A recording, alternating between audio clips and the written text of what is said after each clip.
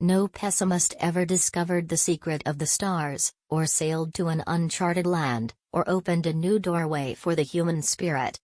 All the world is full of suffering. It is also full of overcoming. Science may have found a cure for most evils, but it has found no remedy for the worst of them all, the apathy of human beings. There is no king who has not had a slave among his ancestors, and no slave who has not had a king among his. It is wonderful how much time good people spend fighting the devil. If they would only expend the same amount of energy loving their fellow men, the devil would die in his own tracks of ennui. The marvelous richness of human experience would lose something of rewarding joy if there were no limitations to overcome. The hilltop hour would not be half so wonderful if there were no dark valleys to traverse. Toleration is the greatest gift of the mind. It requires the same effort of the brain that it takes to balance oneself on a bicycle. Of all the senses, sight must be the most delightful. The world is moved along, not only by the mighty shoves of its heroes, but also by the aggregate of tiny pushes of each honest worker.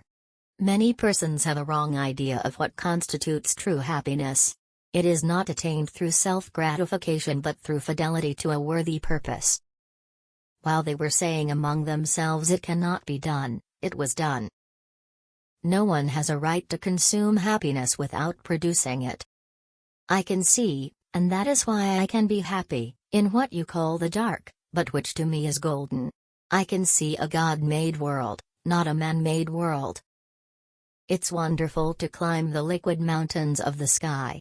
Behind me and before me is God and I have no fears. Unless we form the habit of going to the Bible in bright moments as well as in trouble, we cannot fully respond to its consolations because we lack equilibrium between light and darkness. People do not like to think. If one thinks, one must reach conclusions. Conclusions are not always pleasant. What a blind person needs is not a teacher but another self. Smell is a potent wizard that transports you across thousands of miles and all the years you have lived. Literature is my utopia. Here I am not disenfranchised. No barrier of the senses shuts me out from the sweet, gracious discourses of my book friends. They talk to me without embarrassment or awkwardness. The heresy of one age becomes the orthodoxy of the next.